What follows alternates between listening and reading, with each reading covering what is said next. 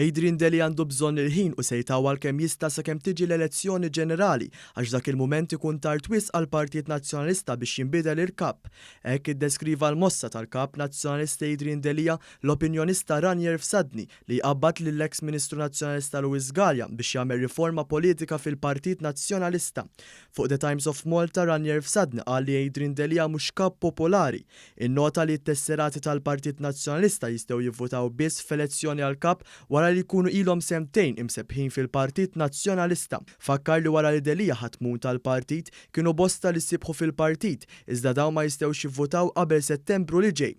Għalli minkejja l-awtonomija li ngħat li se jkollu Luis Galea li mħuħ sospettużi fil-partit għarfu li l-mossa ta' Delija saret biex jirbaħ iż-żmien u biex jipprova jagħti x-xemx bl-arbiel. Fsadni li huwa qrib ħafna tal-fazzjoni ta' Busuttil għalli l-oppożizzjoni għal Delija ġejja mill-fatt li n-nies fil-partit huma konvinti li ma jista' jirbaħ qatt elezzjoni ġenerali u se jkompli jniżlu fl-abbissi.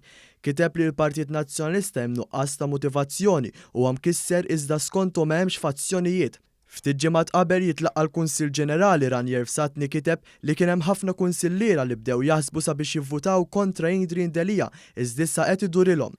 Saqsa jekk ir-riforma ta' Galea tfissirx li l-vot fil-Kunsill issa prematur, għalli fil-fema tiegħu dan mhux u l-kejos fil-partit mhux inevitabbli.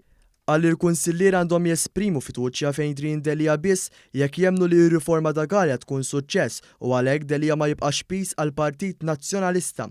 Madankollu għalli jekk jemmnu li Delija ser jibqa' pis kbir anke jekk Galea jagħmel il-mirakli għalhekk ifisser li assolutament m'għandhomx fiduċja fil-kap u għandhom jistqarru dan.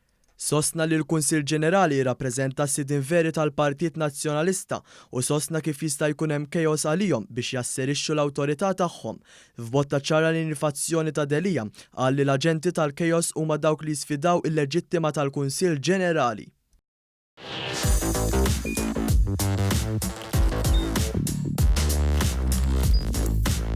Idħol fuq one.com.mt u hemmhekk tista' tara l-programmi kollha li jxandru fuq One permezz ta' One Play.